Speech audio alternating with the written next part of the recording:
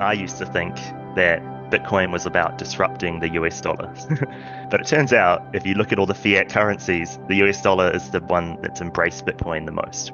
And by going hard and fast early into Bitcoin, they've basically secured the dollar's place as a dominant government fiat currency. Hello, I am Cody Ellingham, and this is the Transformation of Value, a place for thinkers and builders, where together we ask questions about freedom, energy, and creativity through the lens of Bitcoin. Today I'm joined again by James Viggiano. We ask, how do smaller currencies like the Kiwi Dollar survive in a US dollar dominant world? Is there a deeper geopolitical reason for the push for central bank digital currencies? Is the fight for physical cash a red herring when most transactions are already digital? And what is the role of Bitcoin in all of this?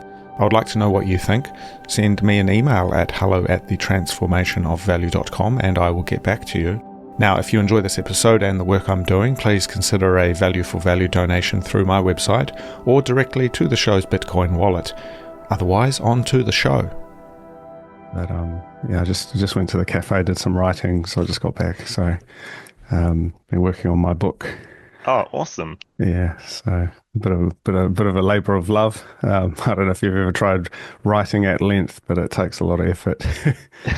Yeah. Yeah, no, that's awesome. I'd love to read it when it's done. Yeah, thank you. It's not really to do with Bitcoin. It's more of fiction. I call it creative non-fiction. It's kind of based on my life and my travels. But I don't know. It's sort of nice to just kind of spend a bit of time in the morning working on meaningful stuff, and having conversations and doing the busy work later in the day. I find sort of works for me quite well. So Yeah, that's cool. yeah. But how have you been, man? Great. Yeah. Yeah. New Zealand's had a banger of a year with Bitcoin. Bitcoin in general has had such a great year. So it's awesome now, like with summer arriving here in New Zealand, things are winding down and people are being a bit more relaxed and it's a bit more social and it's been really good. Yeah. How would you describe the vibe up where you are? Exciting. So we just had one of those pub meetups, some monthly Auckland meetup, and we had like 20 or 30 people this time, and half of them were people we'd never met before, which is really cool. Yeah. And a lot of excitement, a lot of like now that it's even more accessible here in New Zealand because of the ETFs and stuff, there's a lot more just general interest in it as an investment, which is getting people talking about it in the mainstream a lot more. And we've got yourself doing some excellent reporting, and so all the Kiwis are learning from all the world leading Bitcoin experts thanks to your interviews. Oh, thank you. And yeah, and we've even had the New Zealand Herald did that Markets with Madison piece where they went over to interview Saylor. So the New Zealand scene, we're definitely learning a lot from the rest of the world. Yeah, interesting. That's an optimistic lens. The other side of it though is I do feel as if New Zealand may be sleeping on Bitcoin a little bit. I had a quick look, and forgive me, but I had a quick look on the mainstream media just yesterday, and the two top stories were that the best regions to avoid because of rain this Christmas, and the haka in regards to the All Blacks and the hikoi were sort of the leading things. And I thought, this is quite disappointing when, there's a global monetary revolution and many other things in the world taking place, and these are the leading stories. Yeah, but I think that it's still a very important story in New Zealand, and the people that need to be learning about Bitcoin are listening and learning about it. And we are seeing a direction change in New Zealand, which I think in the long run will benefit us from a Bitcoin point of view. So we're seeing a huge support from the government towards geothermal energy. They announced, I think it was $60 million of grants going towards that area of research and development. And they also preliminary findings of something like 30,000 megawatts of power could come online through geothermal alone in New Zealand. Mm. And so once we get, that developed, big infrastructure like that takes time, but once that gets developed and we start domestically generating our own Bitcoin supply, that should help alleviate the current kind of downward pressure on the Kiwi dollar versus the US dollar. Because at the moment we're importing all our Bitcoin from America. So it'd be good to, make some at home. Yeah. Well, James, actually, just going back a step though, something I wanted to ask you, and I hope you don't mind, but that you're doing a lot of different things. How would you describe yourself and what you're working on these days, man? Like, is there like do you have a pitch or like how do you explain it? One way I could answer it is my business is my business and it's not your business. Okay. But another way, more generally speaking, a couple of projects that I'm involved with, the nature of them being Bitcoin is that they're always open source, they're always community driven. And so a lot of my work is volunteer. I'm not getting paid for a lot of it, but like everyone in Bitcoin, I am reaping the rewards because you know, we're all owners of Bitcoin. So it's like we've all got equity in the same startup.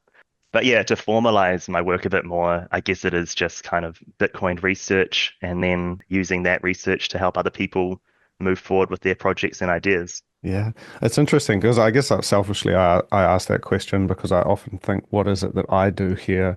Uh, and it's sort of strange because you talk to people and it's often focused on the job, and someone mentioned to me recently there's this concept of the slasher. Have you come across that before? Where it's sort of you're I don't know, you're a designer slash photographer slash business consultant slash whatever, and and you Mm, kind of describe yourself as this like string of fiat job titles, but I think that sort of implies that there's this deep connection between, your role and your title and what it is that you do, which feels like a very late stage kind of concept. It's not really a vocation as such. And I don't know, I've just been grappling with that a little bit because I'm a bit like you. I just sort of, basically the way I say it is I work for myself, and yeah. and that sort of, then they can ask questions. But I just wanted to sort of see what your thoughts were because I mean, it sounds like, more broadly, this is kind of a larger change in terms of, what it is that we do with our days, right? Yeah, it's actually crazy how empowered our generation is to be self-employed, to Mm. take responsibility for covering our own cost of living rather than signing up to a salary where someone else pays for it for us. And the tools available to us now where you can run multiple projects and do multiple endeavors as an individual without being overwhelmed because of the support network that things like AI actually provide. I don't think I have a positive view on things like ChatGPT because I use it every day to help me scale what I'm doing. 'Cause otherwise, it'd take me days to write emails. Mm. Um, so, like there's a lot of opportunity thanks to Bitcoin to whatever value you can put out into the world. And in your example, you're putting out amazing value by sitting down and chatting with all these experts and providing that for free for people to listen to. That value you're putting into the world, the way the Bitcoin ecosystem or economy is developing is that that value should come back to you as well. Whether it's through people making sure they boost your podcast, zap you some stats, or even just through the knowledge that you're sharing is helping Bitcoin adoption, and that's helping your equity, your stake in Bitcoin to appreciate in value. Yeah, well, you're referring to a kind of value for value approach, which is also quite, I think, new, but it's also kind of old as well. I mean, you go back to the olden days and you had systems like this, but it seems as if in the modern era, this kind of wage slavery you describe, I mean, it has become commonplace, and there's necessarily a lack of agency when you do that. You're signing up your time to be a worker or to labor away. And I think that's not necessarily a bad thing. People want to be part of something bigger, but when it's Mm, out of necessity, and it's not something you're particularly enjoying, for example, then that's sort of like a lack of, it's a failure of a system to enable self-development, I feel. Not to say working for someone's a bad thing. I think, as I said, you can be part of a larger project, but yeah, the sort of widespread discontent with the nature of work itself is quite yeah. telling. Yeah. Yeah, I feel like if I was starting out again right now, like leaving high school, I would actually be if I was starting out again right now, leaving high school, and I was aware of Bitcoin and understood its promise, then I think I would just suck it up and just grind at whatever job I can find enjoyment doing day to day. Doesn't have to be a job that necessarily provides you with, that ladder career path to eternal glory, or how they try to pitch it when you join a big corporate firm. Because with Bitcoin savings, doesn't really matter what job you're doing. If you're able to spend less than you earn, then you are building wealth. You are Mm. building savings, and then that can help you invest in yourself, in your own education, your own upskilling to keep doing what you want to do for the rest of your life. Mm.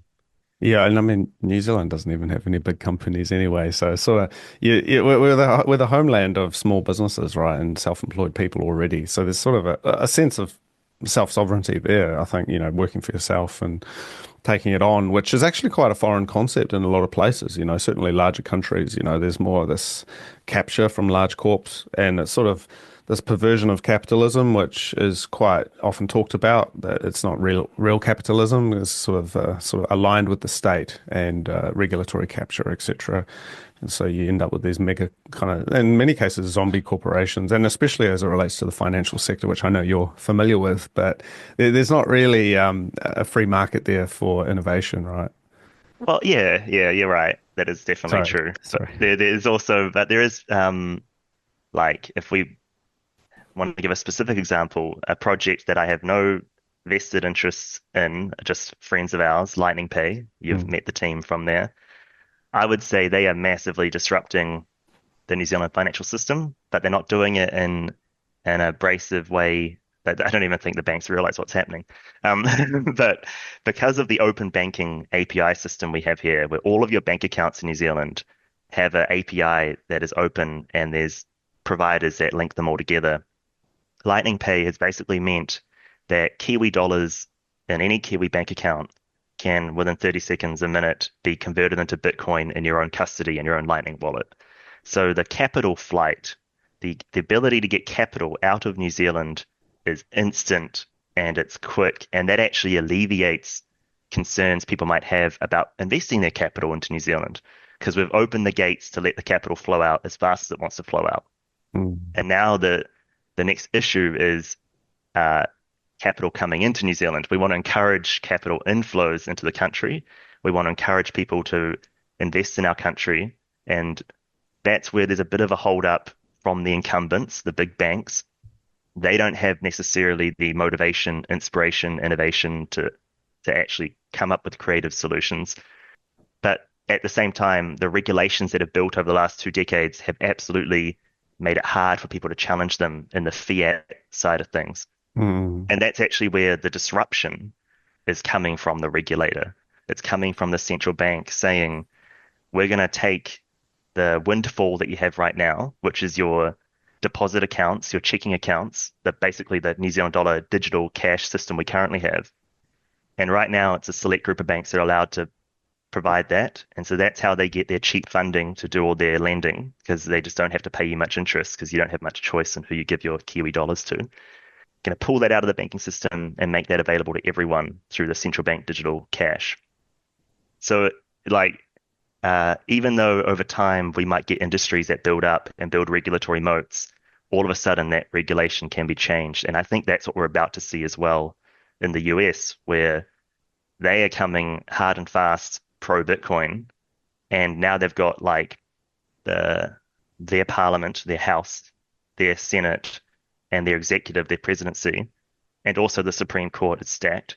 They're all in the same camp at the moment, which means they can push through radical reform.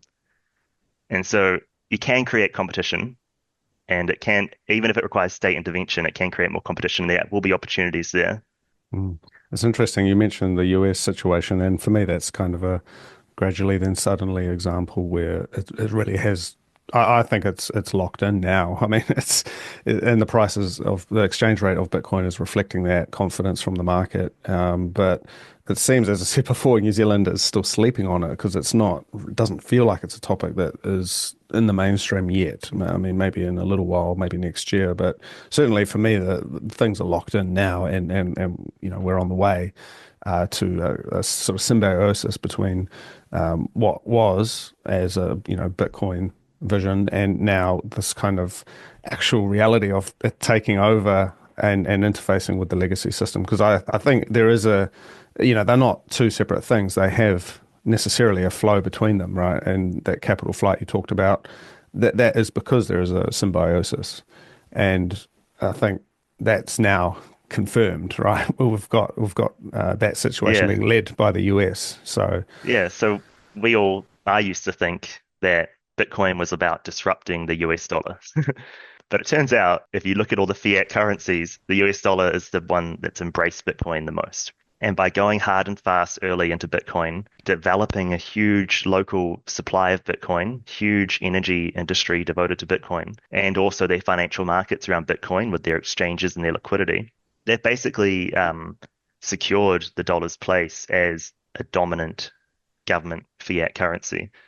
And um, there is definitely a place in the world for having both Bitcoin and a government fiat currency. And then the debate is around, well, how many government fiat currencies do you need to choose between? I Mm. personally don't want to see the one world CBDC outcome where there's one empire with one government fiat currency. Because then when you interface with that legacy system, it's completely surveilled, completely controlled, and can be completely abused by people in power. So I like the idea that we are an independent country with our own central bank and our own currency, and I want to see it uh, try to strengthen itself and defend itself a bit by embracing Bitcoin too. Mm. Um, Well, but I something. don't think Oh, sorry. that's not going to solve the risk of government currencies over time lose their value. That's a reality of running a country and people debase their currency to pay for things. So that's Yeah. still an issue that Bitcoin solves by being savings. Yeah. Well, I mean, often you talk about this idea of the extinction of the Kiwi dollar, and I thought maybe we could expand on that because, as you mentioned earlier, the exchange rate right now via compared to the US dollar is quite weak, and it seems to be, there's this kind of malaise in New Zealand towards everything. I mean, maybe summer and nice weather is taking the edge off that, but I mean, what is the reality of that longer term and the New Zealand dollar? Yeah, well, 10 years ago in 2014, a New Zealand dollar was almost worth a dollar. It was worth like 92 cents. And in that 10 years since then, it's just gone down and down and down. And now it's like 58 cents or something. Um, uh, One of the main reasons for that, in my opinion, is because we buy a lot of things from the US. We buy our Bitcoin from the US. We sell our New Zealand dollars every time we try to buy Bitcoin. And instead of giving those New Zealand dollars within our circular economy to a Bitcoin miner in New Zealand, we're exchanging them for US dollars to buy Bitcoin in the US. We're backing their currency with Bitcoin. Um, so that trend, and then also we were really reckless for a couple of years with how loose we were with our monetary policy, how willing we were to debase it to do social programs or whatever it is we spent it on. It's an ebb and a flow. The tide can be changing now. This might be the bottom, but it might not. Like if it might keep losing its value. And one of the reasons a lot of the Kiwis might use it less and less going to the future is just how easy and accessible the US dollar is compared to the Kiwi dollar.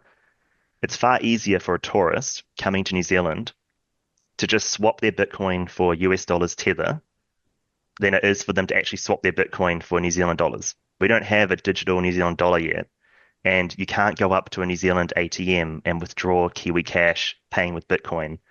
I can do that in Thailand, go up to basically any of the major bank ATMs, and I can pay that ATM with Bitcoin and withdraw cash. It's because there's a middleman service in the middle, but we don't even have that yet. But we are building that infrastructure now. Lightning Pay could help facilitate that. But another thing that could really help it is actually the central bank digital cash. Um, if they do it in a private way, where it's actually a digital version of cash, then a digital version of cash should be able to be purchased by a tourist without a tourist requiring a bank account in New Zealand.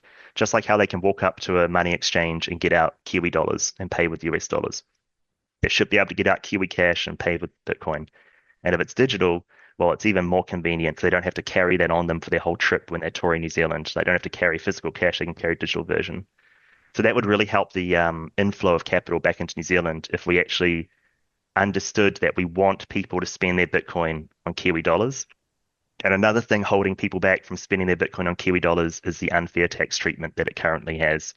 It's the only foreign currency that when you convert to New Zealand dollars, it's treated like it's a speculative investment when really it's Salvadorian sats. It's a national currency of El Salvador. Why is it treated differently with preferential tax treatment, with worse tax treatment than the US dollar? Mm. Yeah, interesting. The exchange rate thing is kind of strange because New Zealand doesn't have a capital gains tax per se on Bitcoin, right? And so They it's have income tax. income tax. I So mean, it's even higher. It's up to 30, 40%. what does that mean though? I mean, has there been any, I mean, as far as you know, has there been any challenges to that given that it is legal tender and it could be considered a foreign currency via El Salvador? Well, speaking of the US, if they are about to remove the taxes on Bitcoin, then tax competition theory would say that if we don't follow suit, then the capital outflows would be so much worse. So we have to follow suit if the US do that. So taxes reform could happen, but in the meantime, the way that I view it is try. The other annoying thing is they've created a loophole right now where you actually can avoid the tax if you buy Bitcoin through the New Zealand ETF as opposed to holding physical Bitcoin, which is a weird incentive structure they've created because in New Zealand, when you buy shares, there is no capital gains tax on the shares, particularly when you hold them for a number of years. And there's no income tax on those shares either if you make a gain. And so a New Zealand Bitcoin ETF is a share. And so you can bet on that, make a gain, and not pay taxes on that gain. If you do the exact same thing with Bitcoin, it's going to be subject, the entire gain will be treated like income. So the first 15,000 will be taxed at 10% or whatever the tax rate is there, all the way up to 30% plus. Mm. Um, so that's annoying. Something that does help this is if you're actually earning Bitcoin as an income online, like I do earn Bitcoin through some of the ventures I do online, I connect my Lightning Pay with Henry, HNRY, which is just a New Zealand accounting app. So basically, if I have Bitcoin income, I can send it to Lightning Pay. They convert it into New Zealand dollars. They pass it to Henry, the accountant, who deducts the amount of tax required to deduct, and then they give me the after-tax income. So it makes me feel a bit more like a PAYE, like a salary earner who has their tax removed from their salary before they get it. Um, yeah, so for actual income, I can understand why if you're earning Bitcoin as income, you should try and treat it like it's taxable. But it Mm. is frustrating where if you've actually saved your money in Bitcoin and now you want to spend it and support, the economy right now, which is in a bit of a tough spot, there's a hesitation every time. It's like, oh, everything, the New Zealand dollars cost about 30% more than they should because there might be a tax when you buy them. Well, I mean, if we flipped it, imagine if there was a kickback or some sort of rebate every time you spent your New Zealand dollars that you had saved and which had lost their purchasing power over the years. Yeah, Imagine yeah, that. I mean, that would be funny. it would never work out. But I mean, that's the concept here that a dollar that I had, $100 I had saved 2 years ago is now worth, $93 or $92 or something. Yeah, And that $8 should be able to be used as an offset against other taxes or other, uh, yeah, you know, other things. And that would make sense, right? If you're going to apply the opposite, which is that as your money increases in value, and as savings, that you get taxed on that. I mean, it just seems a bit weird to me, but maybe this is the fiat thing coming through, right? yeah. Creating a taxable event every time you transact is unmanageable, unworkable by any reasonable person. And so it's like there has to be a better way. And I think that's why the whole tax question is up for debate in the US. They're looking at how they can move away from income taxes and go to tariffs and things like that. We And kind of already do that. We put a 15% GST on everything you import from overseas. So we already have a 15% tariff on everything. yeah, interesting. But coming back then, so when we talk about the regulator, we're talking about the Reserve Bank of New Zealand. Certainly, there's been a bit of celebration around their ability to get the price inflation down, which I think is perhaps a bit premature. I know the Governor Adrian Orr was just at an IMF and World Bank annual meeting in Washington, D.C., where he talked about getting it down to 2.2%. And as you and I know, that number isn't really true. It doesn't reflect the true cost of living for every individual. Inflation is a very personal number, but it seems as if there's a bit of celebration there around bringing the inflation down. They've righted the ship, so to speak. But at the same time, I think a lot of Kiwis are still experiencing the pinch. I mean, how would you describe that discrepancy in realities? Yeah, the inflation number they talk about is just the 1 year change in prices. And so if prices were really high a year ago and today they're lower, or you could say we have deflation. And that's actually what we're experiencing right now with most assets during this kind of Black Friday going out of business sale kind of thing that's happening right now, is that year on year prices might even be negative. So that'll become the next announcement from the central bank is that, oh, we cooled inflation too much and now we've got deflation. So we have to start, printing money again. Yeah. But when you zoom out and you look at your cost of living, the rents only ever go up, food only ever goes up, everything only ever goes up and gets more expensive. It's just the speed at which it gets more expensive, which is changing. It can either be really bad years where it goes up 20% in a year, or their target where it only goes up by 2% in a year.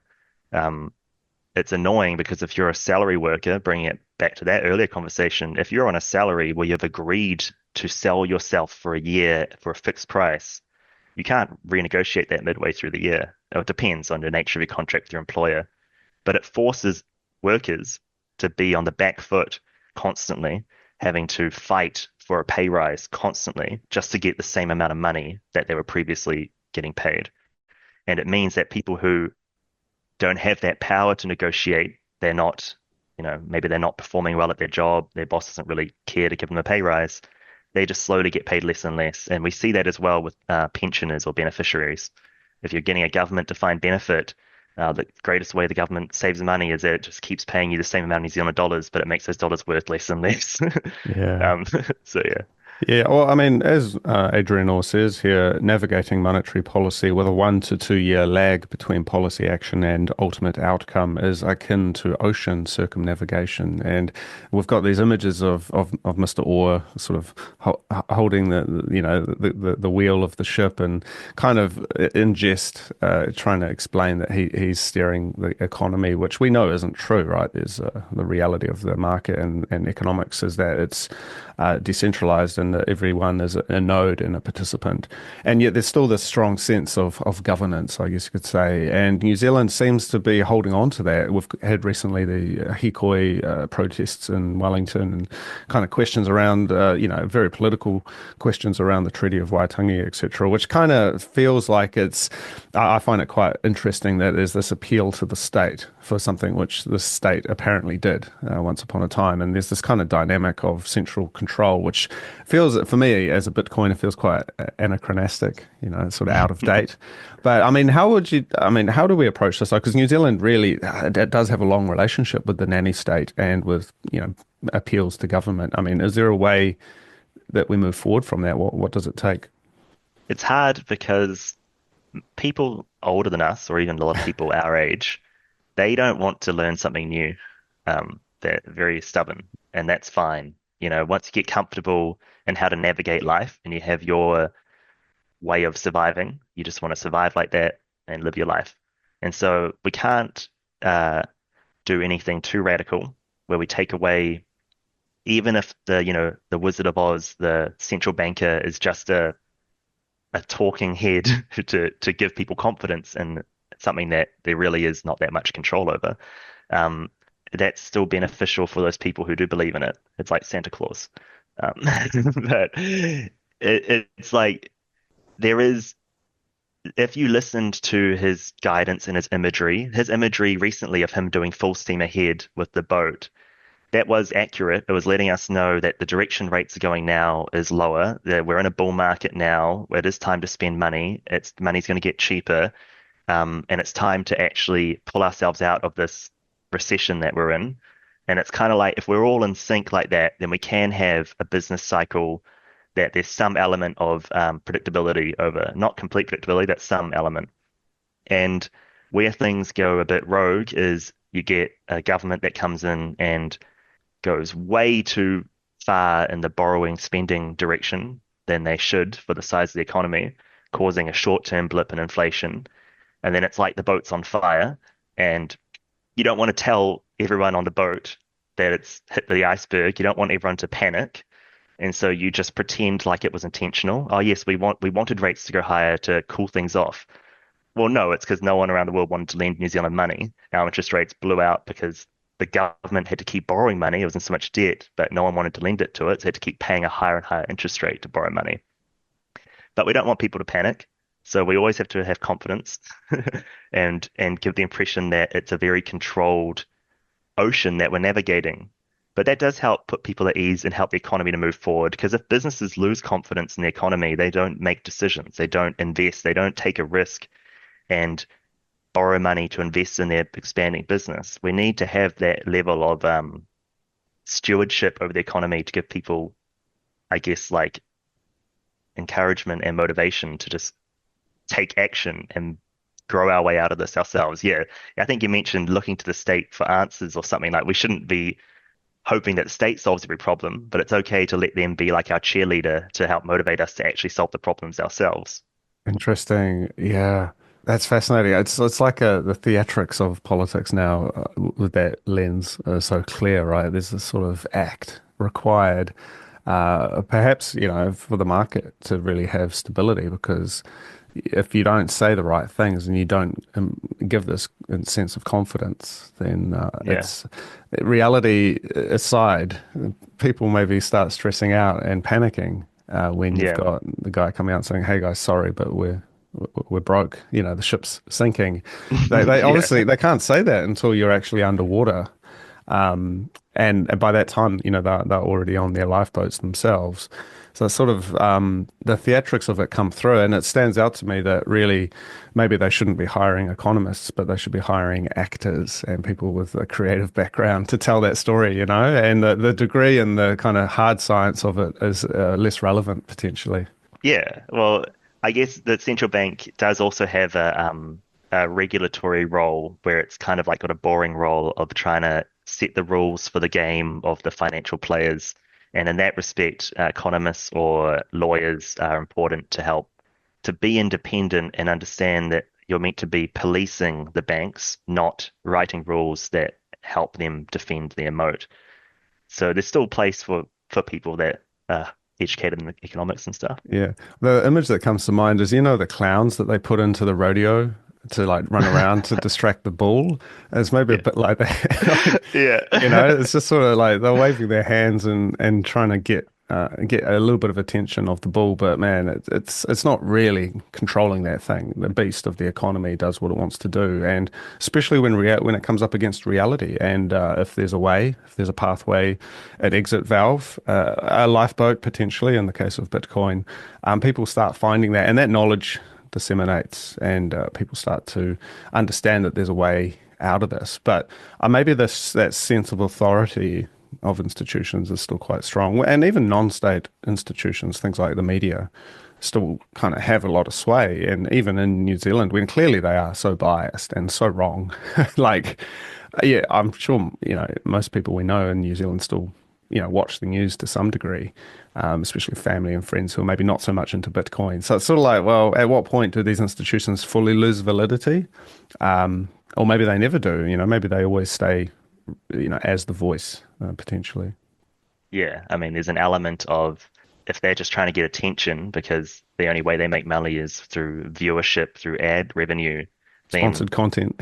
yeah, having a clickbaity title that's actually an error. Like whenever someone says something bad about Bitcoin, they get a lot of engagement from the Bitcoiners, and that gets some views and makes them ad money. Whenever someone says something positive about Bitcoin, we're starting to engage with it, but most of the time, Bitcoiners aren't as engaging as they are with the negative content. So it's self-fulfilling prophecy. With feedback we're giving these journalists is to keep writing hit pieces because that's what gets you engagement, because all they're looking for is the engagement. Yeah, well, if it bleeds, it leads, and it seems like, I mean, maybe that's a good point because if they came out and said, well, look, Bitcoin is the answer, this is what you need to be doing with your money. Here's how it works. Get started. That's maybe a little bit too simple, too optimistic for the news. They want something nasty. They want the failures and the crashes and the cryptos and all of this stuff. So yeah, I mean that makes sense when you look at it through that lens. That necessarily these media institutions are pessimistic, and that's going to rub off on you if you're consuming that stuff. It's kind of like seed oils, I guess. It ends up manifesting in the body, right? It's interesting with the state-funded media, Yeah. because New Zealand government does support a lot of the media. When it's the left-wing type government in power, the state-funded media is just relentlessly positive about everything the government does. And then now, when a right-leaning government is in power, because that right-leaning government is trying to cut costs as well, so that it doesn't have to print as much money as the previous government printed, because they're cutting costs, they're looking and saying, why should we be paying these people to write this journalistic stuff? Why should we pay them? So they cut the funding. And because they're cutting the funding to the state-funded media, During a right-wing government in New Zealand, all the state-funded media is relentlessly pessimistic on the government. It's a total tone shift. Like Radio New Zealand used to love the government, now they hate it. And any opportunity they get to undermine the government, they just jump in. Yeah, yeah, they like taking their pot shots. I find it fascinating. This just the way it's so vapid, and as I said, you look at the leading articles, the leading headlines, and they are just so basic. And as I said, I mean, New Zealand has this already, just this myopia being at the bottom of the world. But certainly, it's like, man, there's so much stuff happening. You should be maybe a little bit more aware and focused on, what is out there in the world, especially in these times of change. I don't know if conservative, slow kind of sort of ambling along is going to help. I think, you need to kind of have your eyes open to rapid change, and things can change on a dime, as we've seen with Bitcoin and everything now taking off in the US. I mean, that's, as I said earlier, this is locked in for me. I think, we're we're on the timeline now where this takes place, and that maybe could have been delayed if the election had gone the other way. And again, these are all political actors, but the deck is stacked with Bitcoin is right now in the US, and that is where New Zealand gets its leadership from in terms of the monetary side. So it's exciting times, man. But yeah, I do get the sense that New Zealand is a bit slow to the game, and it hurts, man. I see it every day, and I think, man, how many people are just not, they haven't been reached yet. They don't know about it. They haven't been given the information because the places they're going for reporting and truth are not telling them that stuff. Yeah, but the independent media like yourself is growing in popularity. So there's voices out there that people can listen to. I mean, I personally haven't I have not had my TV plugged into the New Zealand aerial, the Freeview TV network Yeah, for over 10 years. I just haven't had the ability to even watch New Zealand television because I haven't needed to. yeah. Um, but it's still a part of a lot of people's lives, the older generation in particular. But the younger people get their news online, mostly from social media. And social media is actually becoming quite heavily dominated by pro-Bitcoin voices. Yeah, yeah. Everyone seems to be coming out of the woodwork now, and it's funny the exchange rate does that. It's sort of it was kind of. I think I mean it gives an affirmation to the value proposition that this thing's here to stay. It's going to continue to dominate, and you just have to look at the number. Sort of markets are down, and there was a lot of negativity just with the recent US election. A lot of things crashed, but the one thing that didn't crash was Bitcoin. So the market's clearly seeing confidence there and stability there. So yeah, I mean that's maybe the piece of information people just need to look at. Look at the number go up. Mm. um, Or even getting more people, even within the Bitcoin space, applying their Bitcoin knowledge more, taking it to the next step of not just having all your Bitcoin in cold storage, but spending a little on Nostr, participating in the value for value economy, getting the Bitcoin circulating in the Bitcoin economy.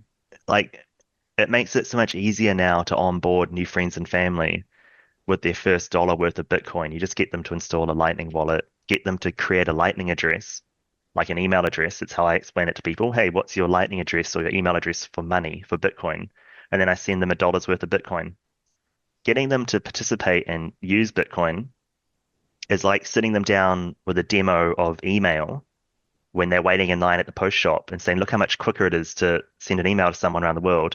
Hey, you could set up this email system at home and do it all yourself if you want. Like there's all this potential and it's growing so fast. So the more people we get experimenting with and actually using Bitcoin, the more it just becomes a part of our economy and the fabric of our society. And I don't think that weakens the New Zealand dollar at all. I think the more we do it in New Zealand, it strengthens our New Zealand dollar. Yeah, interesting. I mean, coming back to the Lightning Pay example, I mean, you'll be familiar with their bill pay feature, which is pretty cool. You can pay from your Lightning wallet, and it will settle New Zealand dollar bills straight into the account of the other person. And it seems to me that's very interesting because in that situation, I mean, the New Zealand dollar is kind of like a layer two of Yeah. Bitcoin.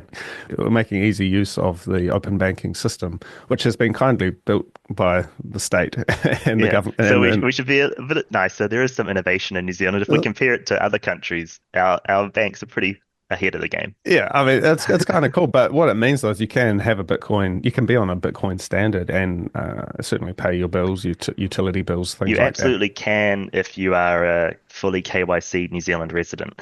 Yeah, well, sorry, The the caveat, yeah. headache that I'm experiencing right now is all my Bitcoiner friends coming to visit New Zealand, and then I've got to be the one to go get out cash from the bank and sell it to them because they don't have any other way of getting New Zealand cash, and because they can't pay with their Bitcoin at every point of sale yet in the country, although that's being worked on. But Mm, because they can't do that yet, they just want New Zealand cash. They want to mm. lock in their spending money for their 2 or 3 week trip here and just have the cash to spend. And that'll be fantastic when we can make that work a lot easier for tourists. Yeah, that would be awesome. But I mean, I guess on that note, and again, I mean, we've talked about this in the past, but there is a sort of small cadre of people in Wellington working on this with the government, but it's or working on something with the government. But in terms of the Bitcoin conversation, certainly I don't know if that's in there. It seems like there's still a lot of reluctance, a lot of uncertainty, and I certainly haven't seen any real meaningful discussions. I mean, what is the pathway to some of the stuff we're talking about actually making it through the barrier, through the membrane of the states. Yeah. Like, I'm quietly optimistic.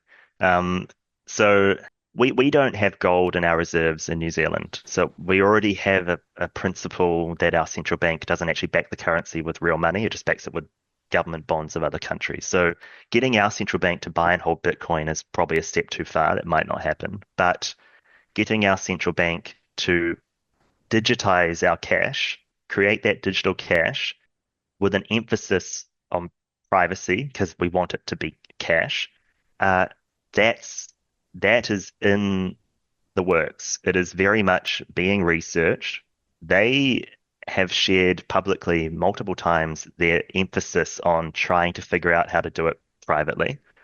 That technology now does exist with Xiaomi and eCash, and so we could see the perfect, you know, scenario of New Zealand dollars now become, there's a digital version of them that you can transact peer to peer in a private way. A tourist can arrive and get some digital New Zealand dollars if they want to and pay it at all our businesses. It's like that layer three, that layer on top of Lightning, right? Um, that could happen faster than we could even imagine if if there's the motivation, if they're truthful about their motivation to make it private. The worst case scenario might be that it gets captured, that whole process gets captured by the banks because they don't want to have that cash out there outside of their system. And so we just get this horrible KYC'd digital currency rather than digital cash, which isn't much different than what we currently have now. I think the willpower is there to get it done. I think the technology is there, and there is the expertise in New Zealand. I think that the people in Wellington are listening to your research. They're listening to these conversations. They are talking with, potentially talking with places like Blockstream and with Liquid and learning about these side chains and how basically the US dollar has done its digital cash when it went and did Tether, which was actually a private company doing that. There's no reason why Kiwi Bank can't offer Kiwi Cash right now as a version of Tether and make it run on the Liquid sidechain. That's still a really positive step. Um, so there is a lot of potential. Uh, I don't want to criticize the work they're doing because they have to, as a government, be open and public with it, and they have to listen to submissions from everyone.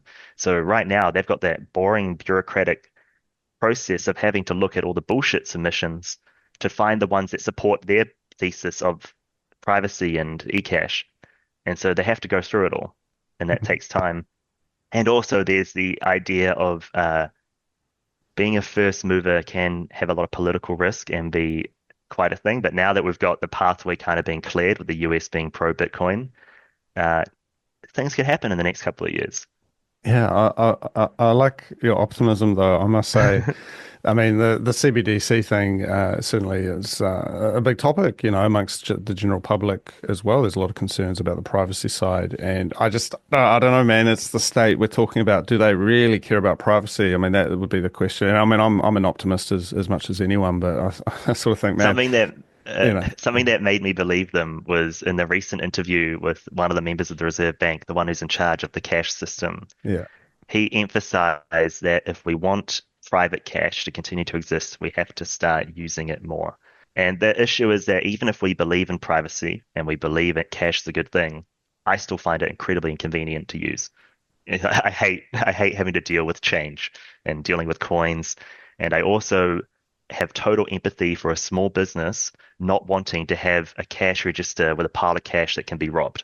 So digitizing that is actually an admirable goal that we should all be hoping for. And that is a separate conversation to the CBDC, the traditional conversation around digital currency, where it's the banks kind of surveilling everything and controlling how you can spend the money. That's kind of the existing system we have now.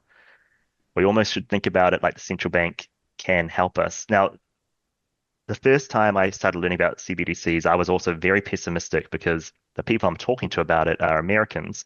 And when they talk about it, the fear that comes over my mind is I don't want to have to be forced to use the US dollar. I don't want that to become a global CBDC because the US loves spying on their own citizens. That is like the country to a T. So I wouldn't trust that as a one world global CBDC. So I'm hoping and betting that we can defend ourselves from that by taking our own route with our CBDC, emphasizing the cash part of it rather than the censorship part of it. Yeah, interesting. Yeah, I'd like to see how that unfolds, man. I mean, I don't know if I see that sort of vision from their people.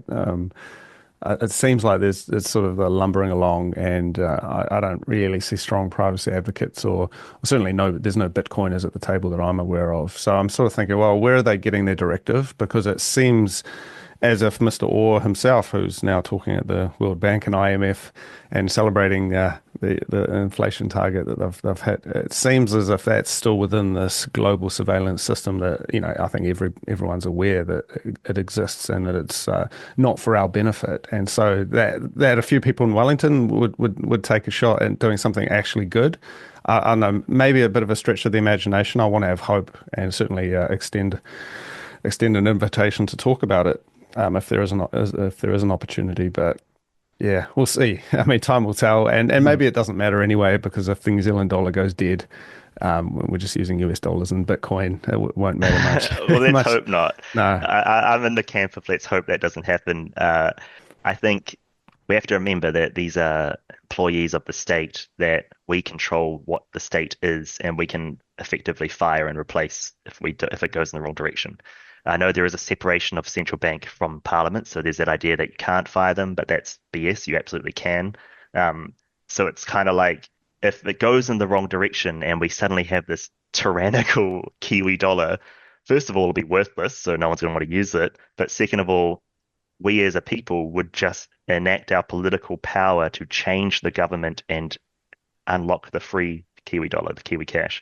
Or we'll just completely opt out of the system and it's the downfall of the Kiwi. But I think before that happens, it'll be easy to get the political power to make it right the ship, as they say, change course. We're a great sailing nation. We know how to change tack.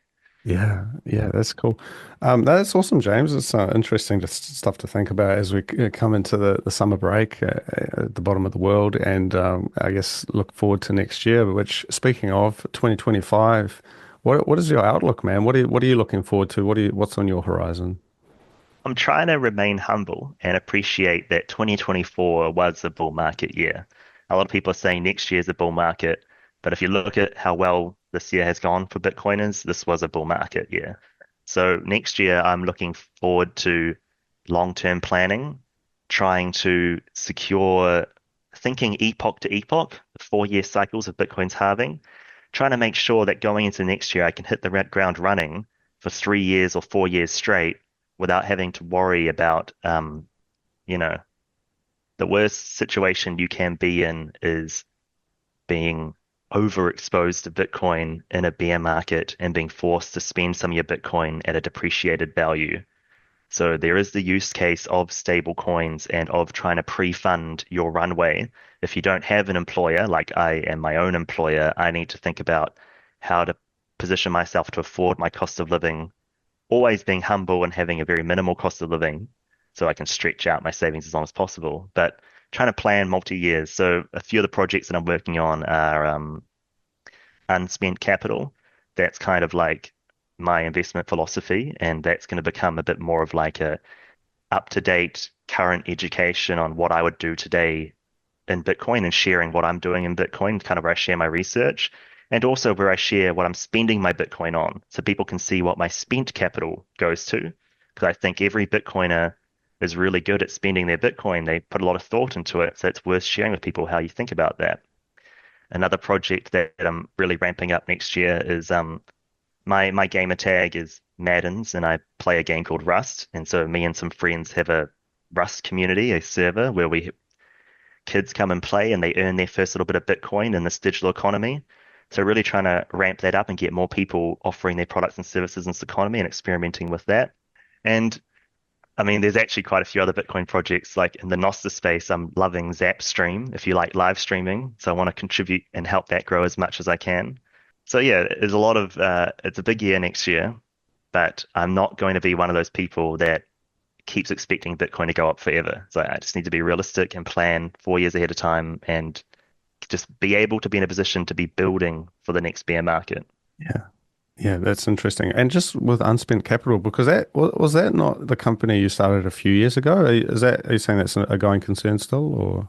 Yeah, so that's the project I started in 2020, Mm, but I haven't actually done anything publicly with it. okay. But I've been working behind the scenes to put the pieces in place to go ahead with that next year.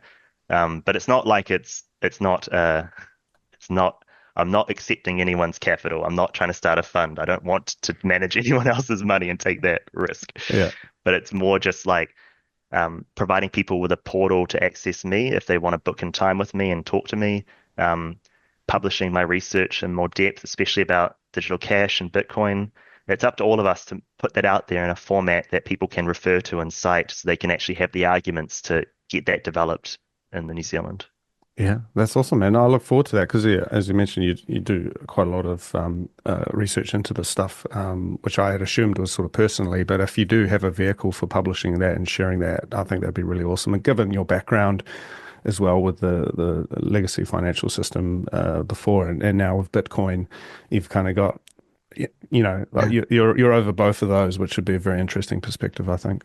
Oh, thank you. And one of my primary sources of information is going to be all of your interviews that Oh, you've conducted with all these experts around the world. So I'm yeah. looking forward to queuing those up and listening to them over the summer as well. Yeah, cool. All right. Well, thank you, James. We might wrap that one there, but no, it's good to catch up with you and talk about a little bit about what's happening back in New Zealand and sort of what's coming up on the horizon. Awesome. Thank you, Cody. Great chatting. Thank you for listening. I am Cody Allingham, and that was The Transformation of Value. If you would like to support this show, please consider making a donation either through my website or by directly tipping to the show's Bitcoin wallet, or just pass this episode on to a friend who you think may enjoy it. And you can always email me at hello@thetransformationofvalue.com.